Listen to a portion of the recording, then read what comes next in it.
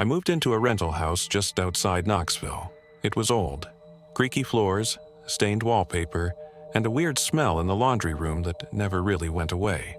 But the rent was cheap, and I was on my own for the first time. That kind of freedom makes you ignore little things. At first, it was just that, little things. A cup out of place, the remote not where I left it, milk going sour way too fast. I told myself I was distracted, probably stressed from the move. But then came the night I got home late, around 11, and the hallway light was on. I always turned that light off when I left. Still, I walked through the house like everything was normal. Checked the doors, the windows, all locked. I even laughed at myself. "Relax," I said out loud, "you're just tired." But a few days later, I woke up at 3 a.m. to a sound. The floorboards, one slow step. I froze, held my breath, listened. Nothing. I stayed still for a long time, then convinced myself it was just the house settling. That's what old houses do, right? But the next morning, something was off. The milk I had just bought was on the counter, not in the fridge, warm, sour. Someone had taken it out. That's when I texted my friend Jake to come over. I didn't tell him everything, just said I needed help checking something. We searched the whole place, closets, under the bed, even the attic, nothing. But then we opened the basement door, and that's when we found it. Behind the dryer, hidden behind some old boxes, was a small utility door, just big enough to crawl through.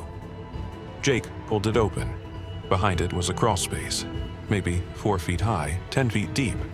No lights, just darkness and the smell of dust and something stale. Jake went in first with his phone flashlight, and then he said, "Dude, come here." There was a rolled-up sleeping bag, empty food wrappers, a water bottle, and plugged into the wall, my old phone charger. Someone had been living in my house.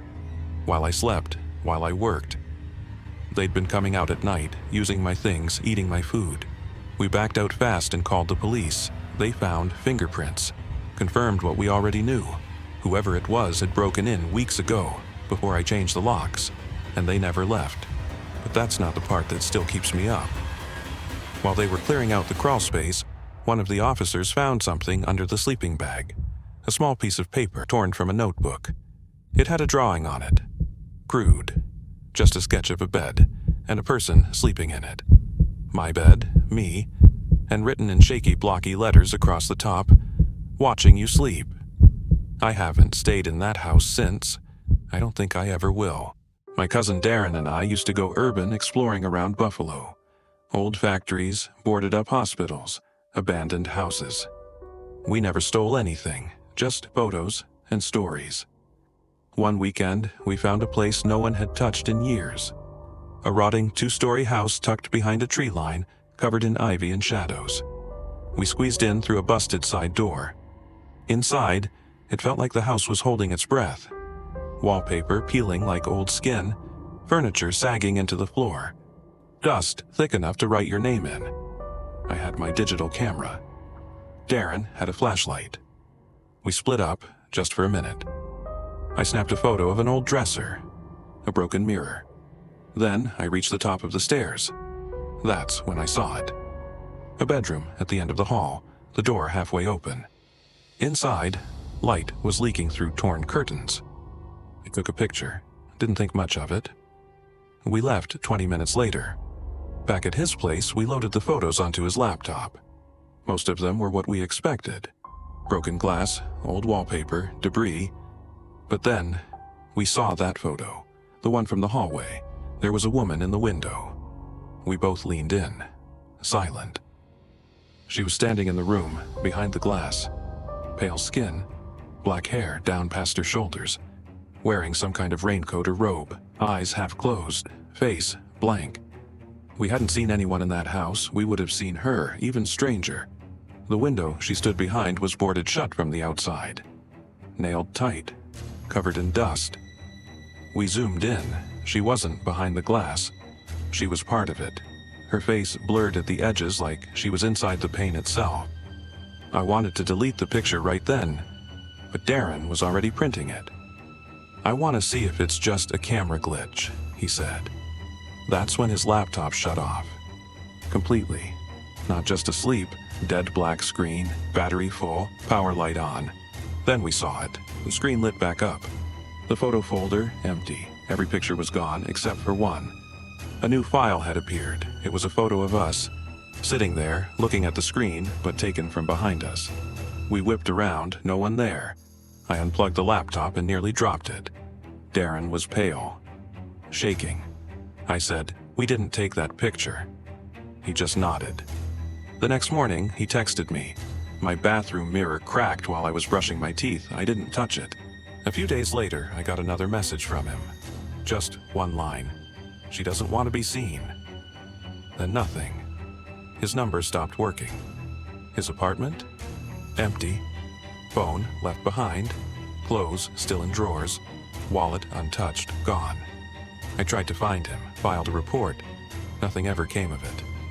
But last week, my mirror fogged up after a shower. When I wiped it clean, I saw something strange. A fingerprint on the inside of the glass, and written just beneath it in the steam. "You saw me. When I was 12, I stayed with a neighbor named Miss Carla after school. She lived 2 doors down.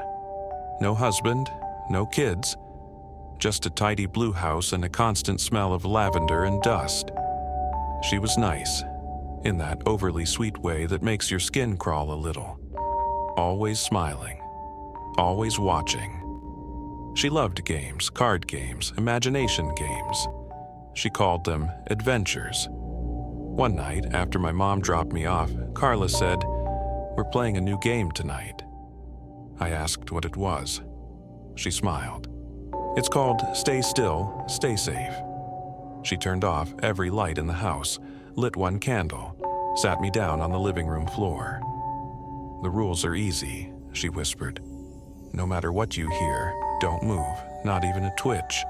I laughed, thought it was pretend. A creepy little game, then I heard it. Knock, someone at the front door. Not loud, not frantic, just steady. I looked at Carla. She was smiling, calm, watching me. "Don't move," she mouthed. I didn't, then tapping at the windows. Tap, it moved, window to window, like it was circling the house. Then I heard it. A voice, low, croaky, calling from the other side of the wall. "Little one." I nearly cried, but I didn't move. Eventually, it stopped. Carla blew out the candle and hugged me tight. "You did so well," she whispered. "You're a natural." That night, I didn't sleep. But the next time I stayed over, she had another game ready. This one was called Pretend House. She made me wear a clip-on tie, combed my hair. "I'll be the wife," she said. "You're the husband. We live here now." She set the table for 4. 2 empty plates were across from us. "The twins will be home soon," she whispered. There were no twins. I laughed nervously, but she stayed in character, kept calling me dear. That night, when I tried to leave, the door was locked. I asked her for the key. She smiled. "It's not time yet. We haven't finished the game." I was trapped in that house for 3 days. She fed me, watched me, let me use the bathroom. But every time I asked to go home, she just said, "Rules are rules." I don't remember how I got out. I just remember the police bursting through the front door. My mom screaming my name. Someone had called them. They found me in the back bedroom, sitting on the floor, holding one of the empty plates. Miss Carla didn't fight. She smiled as they cuffed her. "I was just playing," she said. "He loved it." That was 15 years ago. But sometimes I wake up in the middle of the night, frozen still, and I hear her voice again, right by my ear. "Stay still. Stay safe." I moved into a small studio apartment just outside of Salt Lake City. Old building, quiet neighborhood, perfect for someone starting over. It wasn't much, just a bed, a desk, and a closet by the front door. But it was mine. And for the first few weeks, it felt peaceful. Then, I heard the breathing. It was around midnight.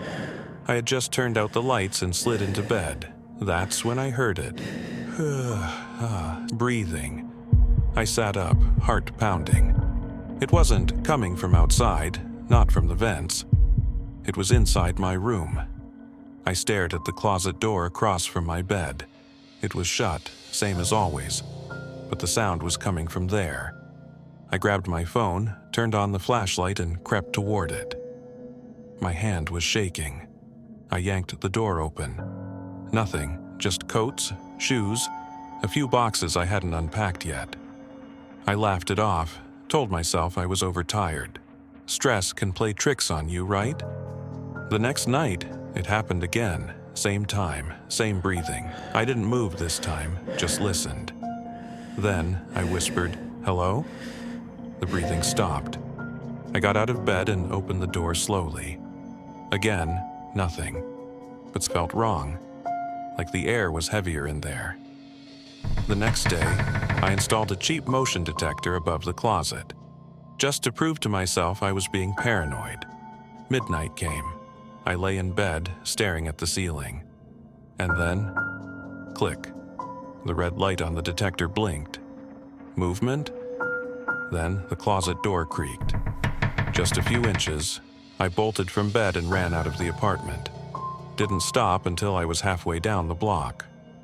My friend Jake met me the next morning and helped me check the place. Nothing seemed touched, until we looked inside the closet again. Behind one of the boxes was a hole in the wall. Small. Hidden. I pulled out a crumpled t-shirt someone had stuffed inside. Underneath it, we found something else. A disposable camera, one of those old ones with film inside. We took it to a photo lab across town. When I picked up the prints, the girl at the counter looked off, like she wanted to say something but didn't. I opened the envelope outside. The first few pictures were nothing. A wall, a plate, a blurry mirror. But then I saw the last photo. It was of me, asleep, taken from inside the closet. My blanket pulled up to my chest, eyes closed, lamp still on. Then the very last one. It was taken from inches away. The camera flash reflected in my half-open eyes. I was waking up, and whoever took it was still there, in the closet, watching me.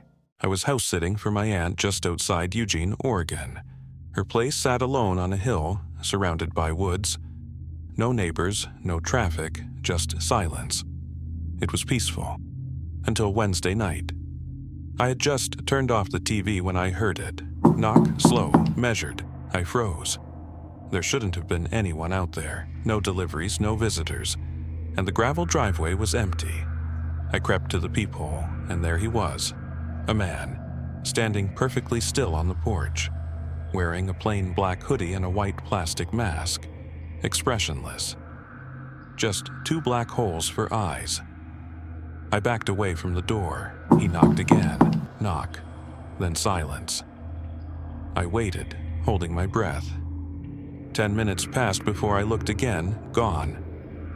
I checked the windows, the locks, all sealed. I didn't sleep. The next night I stayed inside, kept the lights off, sat in the hallway, listening. At 9:47 p.m., knock. Same rhythm. I didn't move, didn't breathe. He was back. I called the local sheriff's office. A deputy came out, searched the property, and told me I was probably just being spooked by the woods. "There's no one out here," he said, "but I'll swing by again tomorrow night just in case." I didn't feel better. At 3:12 a.m., I heard another sound. Scrape, like nails dragging across the living room window. I crawled out of bed and peeked through the blinds. There he was, standing on the lawn, still wearing the mask, still watching. I couldn't tell if he saw me, but he lifted one hand and waved. That was enough. I packed a bag, locked myself in the bedroom, and called the deputy again. He arrived within 20 minutes, but the man in the mask was gone. No footprints, no broken branches, no sign of anyone. But then, the deputy noticed something on the doormat. A Polaroid photo of me, standing at the window, taken from the yard. He said it was probably a prank, some local weirdo, but that night I got a text from an unknown number. No words, just a photo. It was the front door. The camera was inside the house, looking out.